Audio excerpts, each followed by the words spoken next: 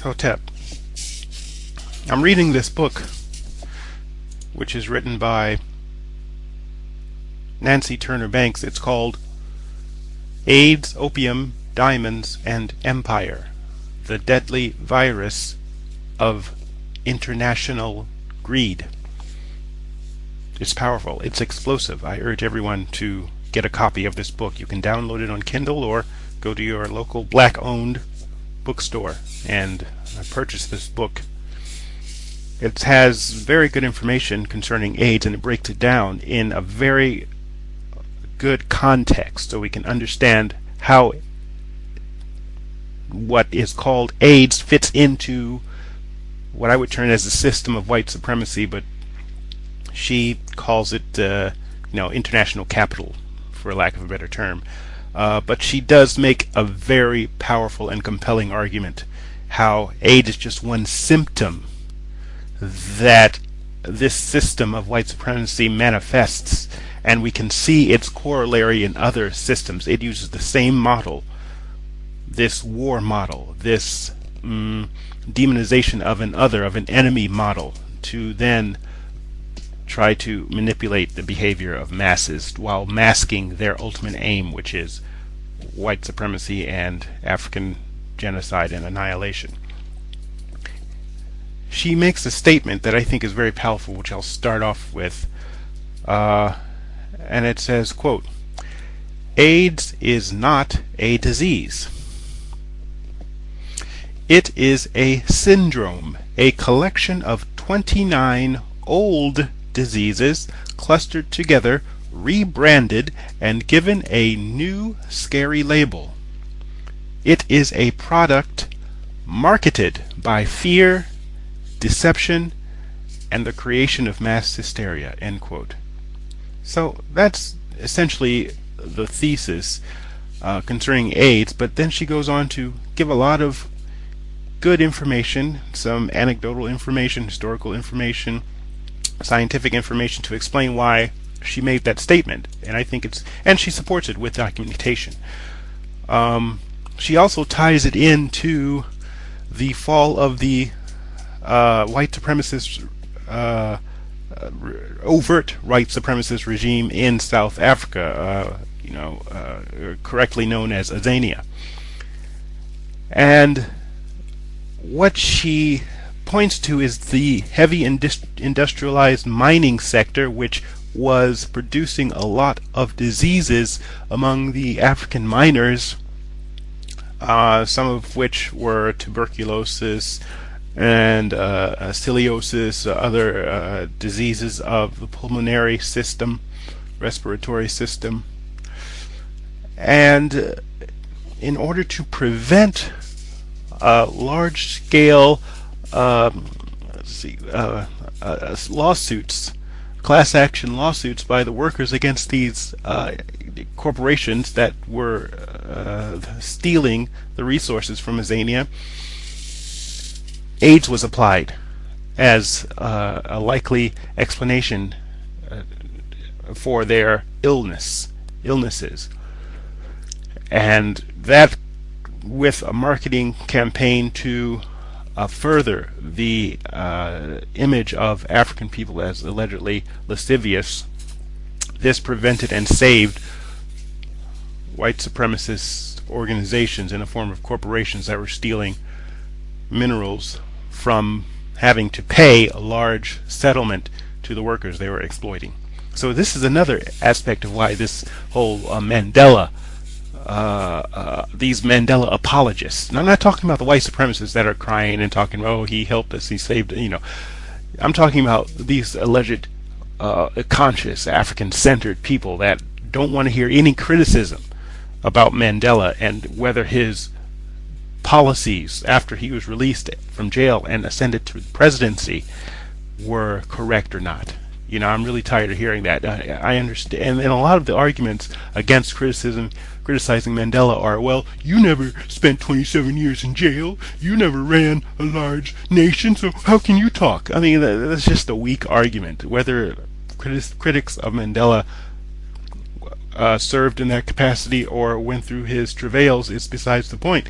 We're criticizing someone who had a decision to make and made the wrong decision. We at this point need to start being clear-eyed and not being dewy-eyed about these alleged icons that may have been a part of the struggle and may have done glorious work, but when it came time to put rubber to the road and they made the wrong decision, they made a mistake, we need to also call them out on that and teach that we don't need to make these same mistakes. No one is above criticism in this war, and there are going to be casualties in this war, which Nancy Turner Bakes discusses in this book, which is why all of these things tie in, and I think it's very important to understand the totality of this and stop forgiving people or overlooking people when they make a huge and a fatal error, like, in my opinion, Nelson Mandela did.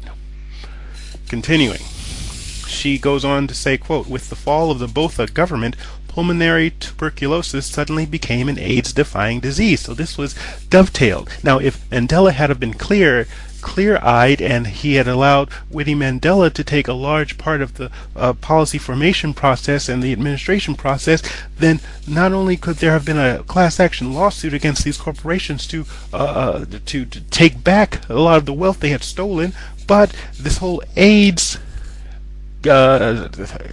canard would not have been foisted on not only Azania but other parts of Africa. They could have prevented that. And just saying, nope, we just want a job.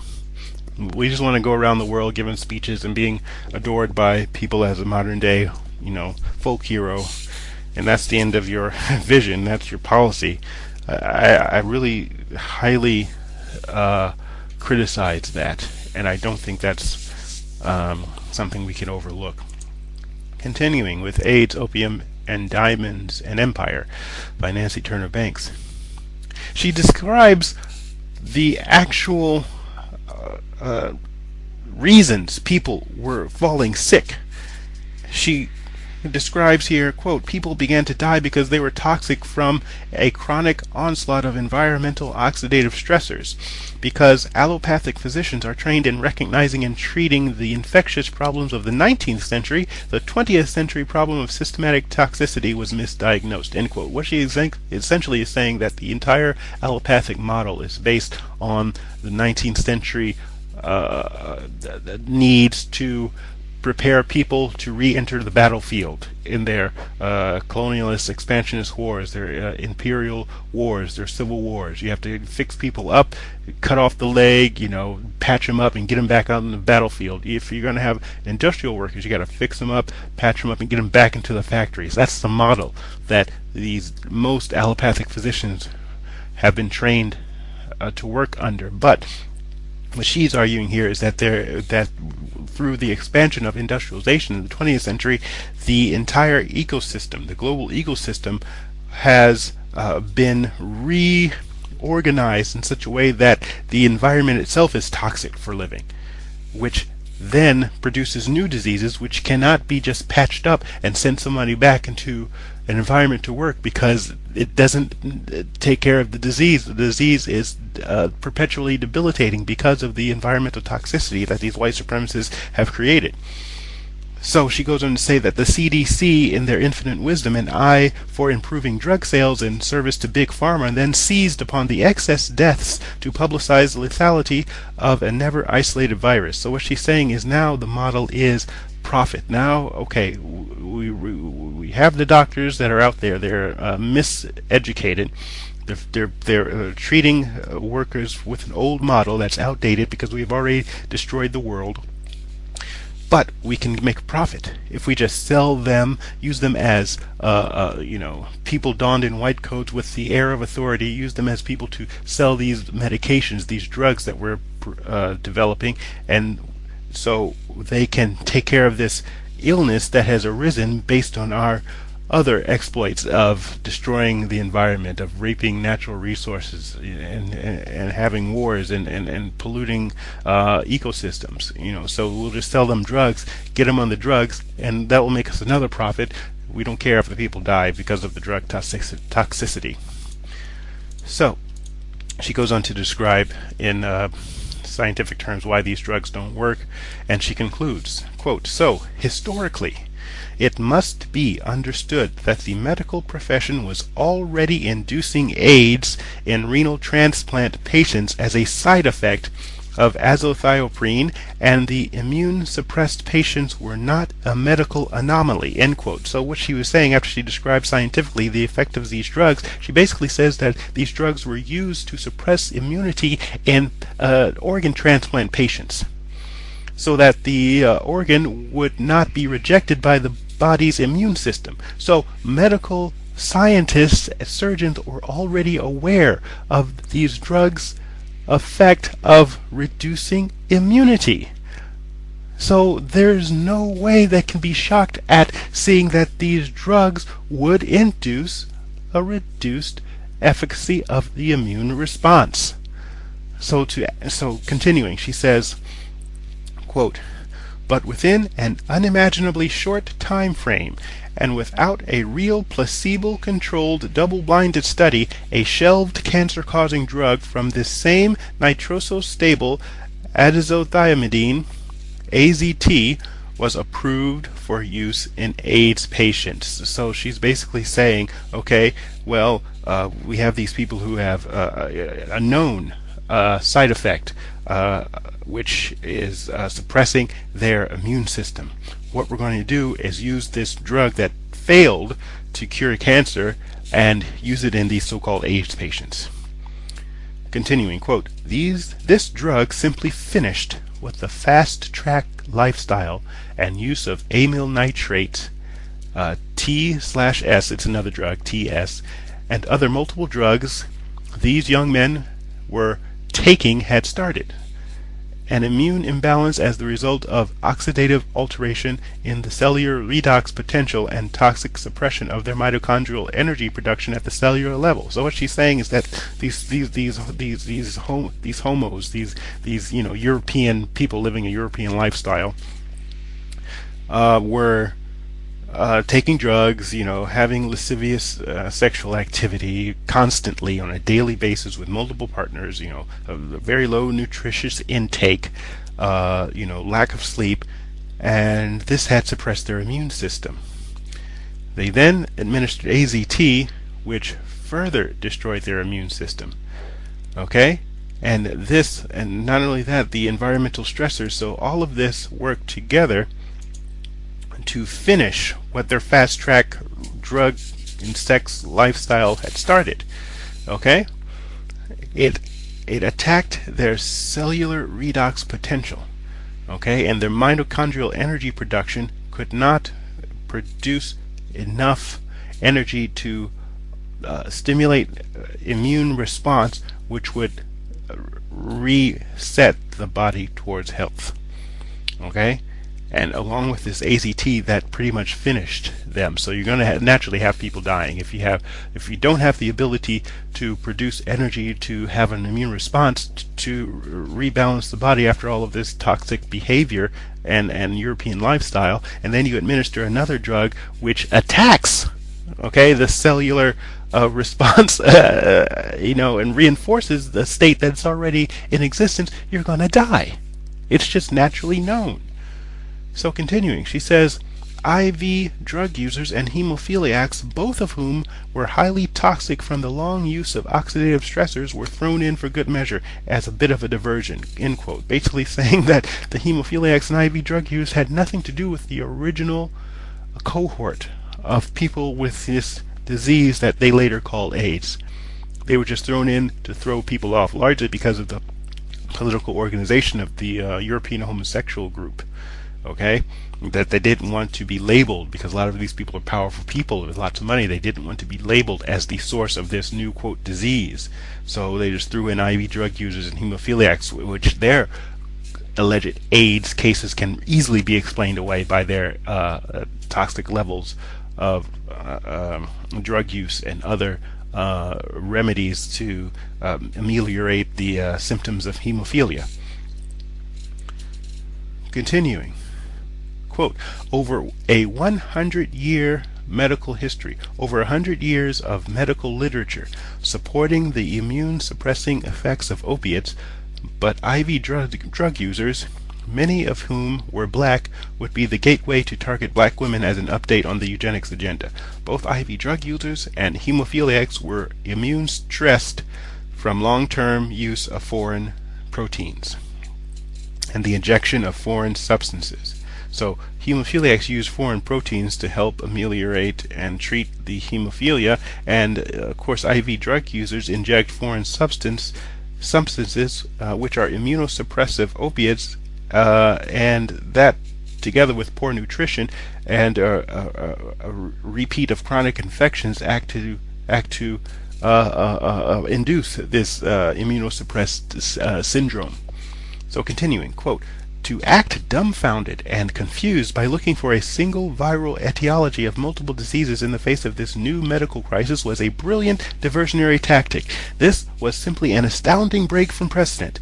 Viruses have very little genetic material, and it is known that one virus was associated with only one disease. Now, one virus would be claimed to be the cause of multiple diseases, even claimed to be caused by other viruses, even diseases claimed to be caused by other viruses, end quote.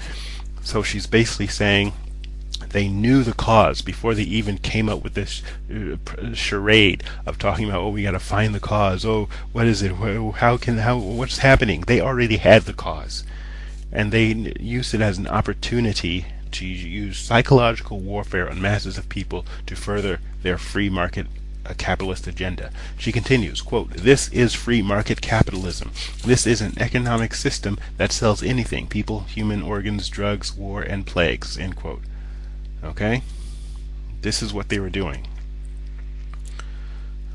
Continuing, quote, it did not matter that the inevitability of fatality was more from a lack of medical insight than from a physiological certainty. In the ensuing 25 years, the predicted pandemic never emerged. The theory of the virus can no longer stand up to scientific scrutiny, and in multiple studies from around the world, HIV has been shown not to be sexually transmitted. What is called HIV can barely be found in a white blood cell. The accurate HIV antibody test has been shown to cross-react with 7 different entities. More people are dying from the consequences of antiretroviral therapy than from AIDS, and the problems have remained confined to the original risk groups: polydrug users, European homosexuals, and the poorest in Africa, which have different reasons for their illnesses. The homosexual Europeans, drug users, are using drugs. They have a low nutritious diet and the lack of sleep and multiple sex partners. But in Africa, they have low nutritious value diets because they are being prevented from developing their economies, and they are being robbed. Okay, so they don't have money to access health and wellness treatments in their traditional health systems. Okay, so these are different reasons, but one is being labeled HIV/AIDS under different criteria in the West, and they're using a totally different criteria in Africa. But they're using this phrase HIV/AIDS to make you think it's the same, and it's not. Here she says, the definition was suddenly expanded. The crisis that began in the early 80s reached a peak a decade later. Just as the number of, quote, classic AIDS cases from the original cohort began to decline or die, the definition was suddenly expanded. They expanded the definition after the original European homosexuals started to die, and they still needed people for this marketing plan to sell you AIDS. She goes on to talk about the antibody test and how it doesn't work, and then she goes in on this doctor who's responsible for a large part of this AIDS scam, Dr. Robert Gallo, and he falsified reports to make it appear that his theory was accurate, and it was not.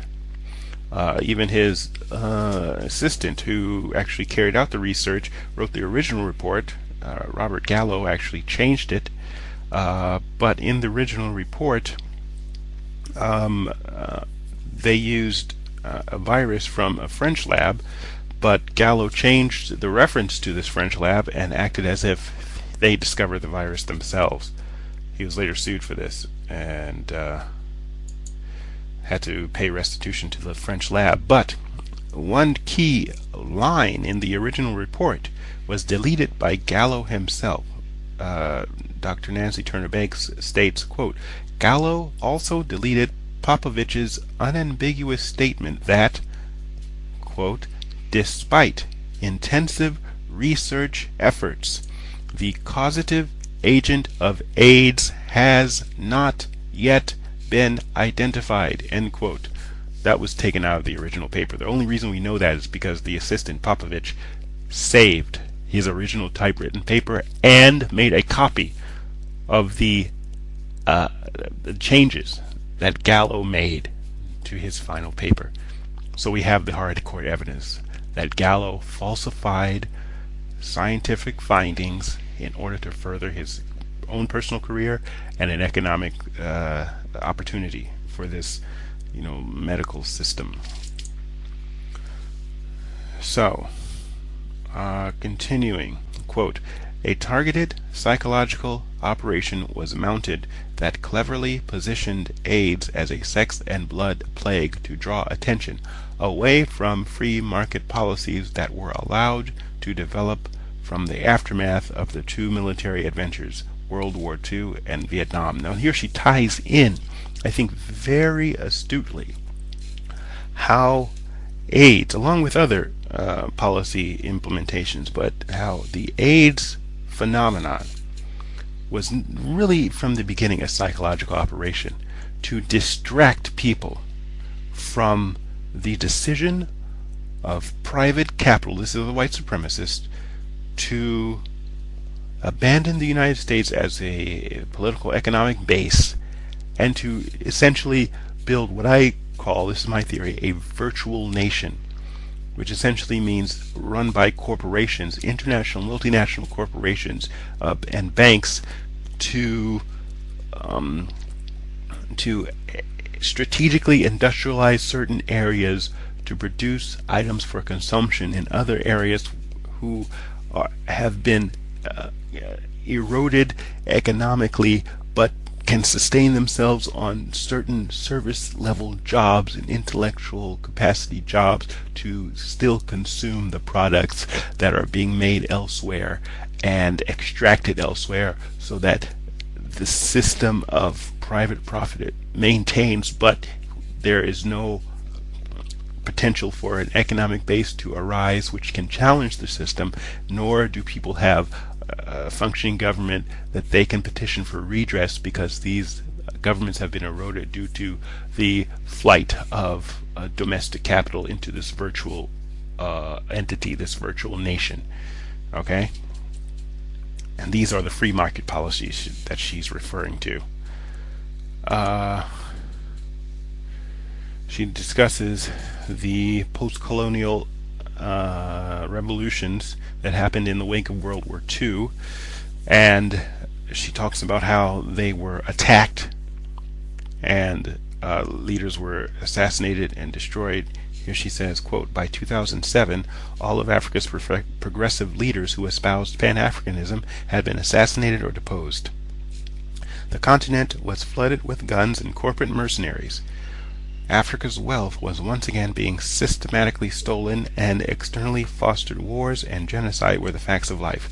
South Africa no longer had apartheid as a social or political system, but the financial system and land wealth of the country remained solidly in the hands of the white minority.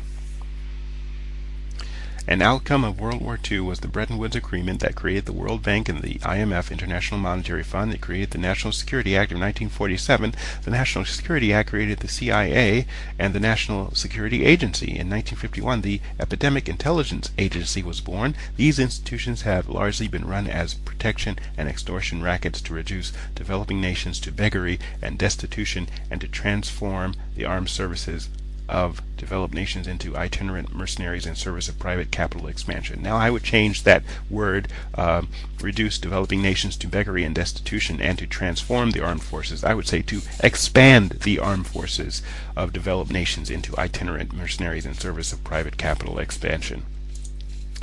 So this is essentially what's happening. Okay?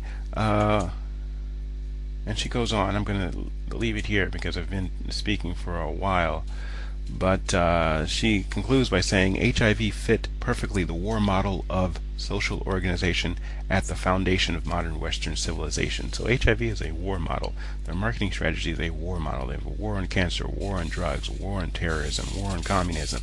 That's how they do it. This is their methodology for maintaining white supremacy. Okay?